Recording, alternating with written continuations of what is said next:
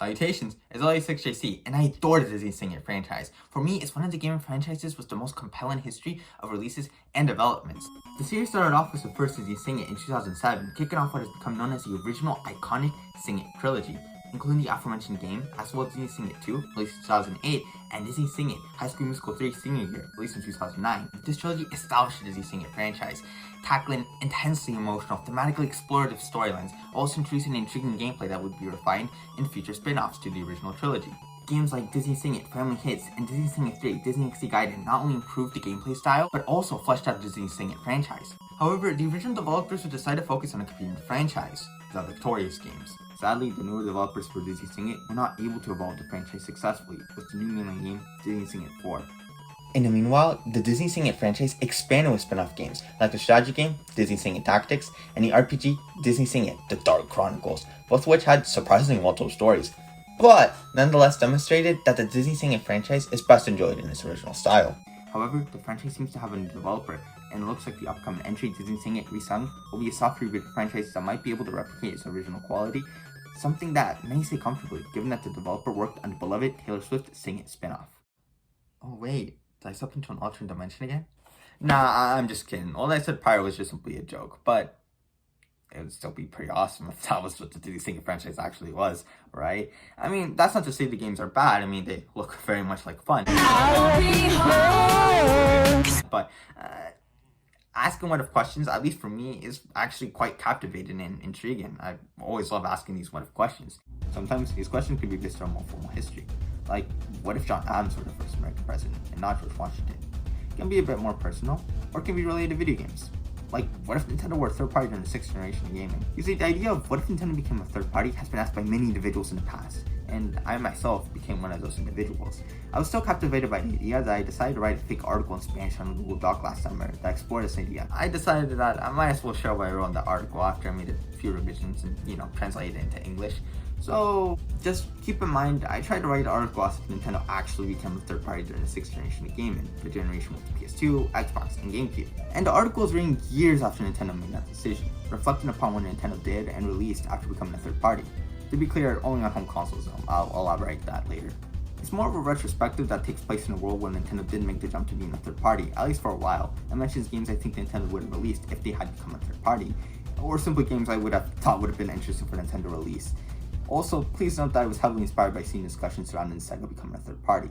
I got the article printed out, so without further ado, let's read my alternate history article, How Nintendo Got their Groove Back, exploring Nintendo's time as a third party.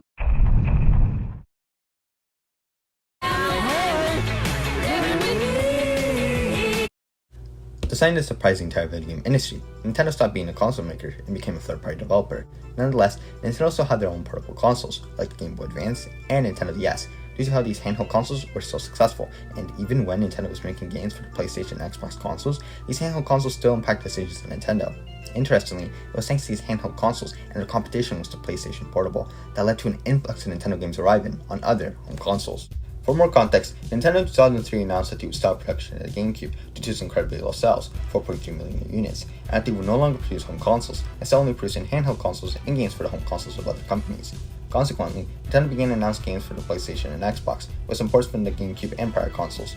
The first titles Nintendo released on the PlayStation 2 and Xbox as a third party were the compilation Super Mario All-Stars and The Legend of Zelda Triforce Legends, and ports of Super Mario Sunshine, The Legend of Zelda Wind Waker, and Metroid Prime.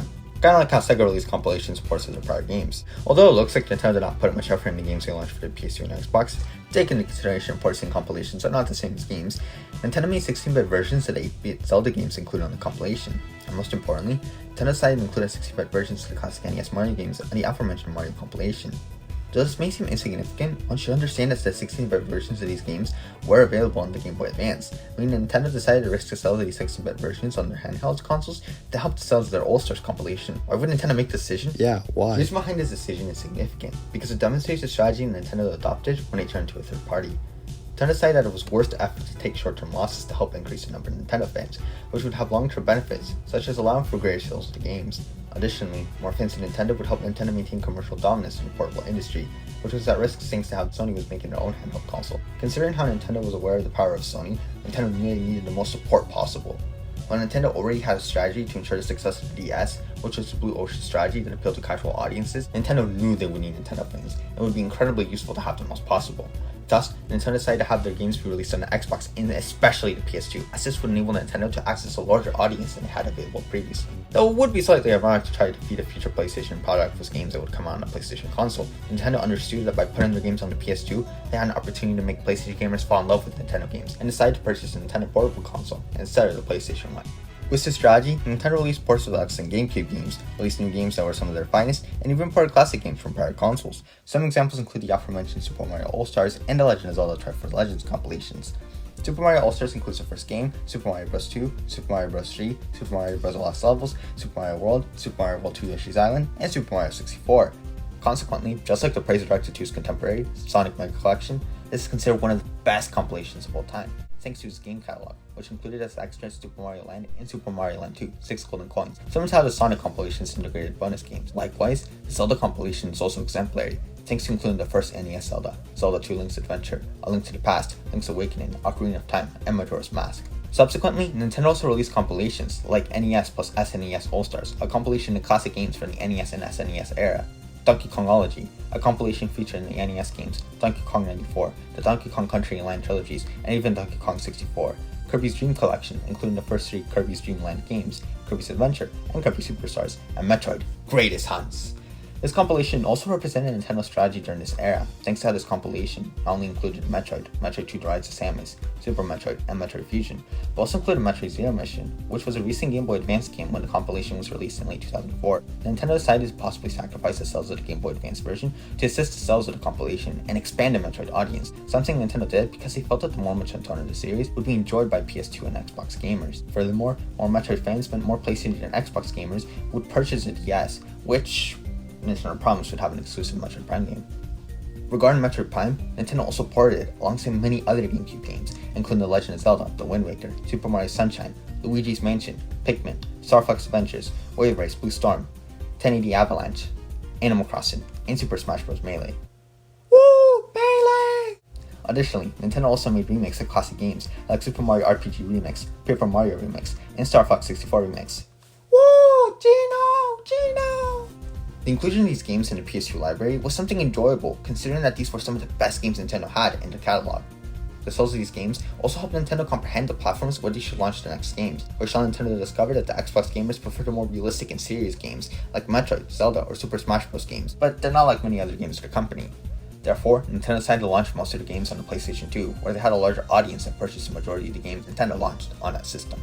Yet, the most valuable games Nintendo released on the PlayStation 2 were the new games they released. As mentioned previously, Nintendo saw the PS2 as an opportunity to increase the amount of Nintendo fans and the audiences for the franchises. Thus, Nintendo released many games on the PS2 from less popular Nintendo franchises, and their more recognized ones. For instance, Nintendo released excellent games like Mario Kart Double Dash, Mario Party 5-7, Mario Golf Social Tour, Mario Party Tennis, Mario Superstar Baseball, Super Mario Strikers, Luigi's Mansion 2, and even RPGs like Paper Mario, That's Housing Your Door, and Super Mario RPG 2, Kingdoms of Shade. Moreover, Nintendo released 3D platformers like Kirby Superstars, Yoshi World, and Donkey Kong Nation. Additionally, Nintendo also released games like F-Zero GX, Kirby Air Ride, WarioWare, Electric Boogaloo, Pikmin 2, Metroid Prime 2 Echoes, Fire Emblem Path of Radiance, and Golden Sun, Horizon Expanded. Nintendo even made new entries in old series like Punch-Out, Nice Climbers Everest, and games similar to an older style, like Kirby's Journey Through Dreamland and Legend of Zelda, Nocturne of the Beyond, the first 2D Zelda game on a home console since the SNES. Nonetheless, Nintendo also innovated with new franchises like Splatoon, which had 2 entries in this era, Splatoon and Splatoon 2. As Nintendo decided to compete with the popular genres of the PS2 with innocent, peaceful payment. If that was not enough, Nintendo continued releasing games for the PS2 even when the next-gen consoles had been released. For instance, one of these games was The Legend of Zelda Twilight Princess, originally made for the PS2 and Xbox, but optimized for the PS3 and Xbox 360. Other games include The Legend of Zelda Song of Storms, the sequel to the Nocturne and Beyond, Fire Emblem Radiant Dawn, Metroid Dread, Super Mario Galaxy, Mario Kart Revolution, Animal Crossing City Folk, Donkey Kong Country Returns, and New Super Mario Bros. Revolution. Thanks to the usual graphics in Nintendo games, these were not incredibly difficult to port to the PS2, and considering other companies like Sega were doing the same, it made sense for Nintendo to follow suit. All this effort from Nintendo in releasing games for the PS2 achieved its ultimate goal. Nintendo was able to get many PlayStation fans to appreciate Nintendo as well, and many decided to choose the DS over the PSP when push came to shove. was the success of the DS, Nintendo was able to financially recover from their past console failures and return to the home console market once more in the 8th generation of gaming, being able to be more successful than ever thanks to acquiring a larger audience due to their time on other consoles. End of article. Oh.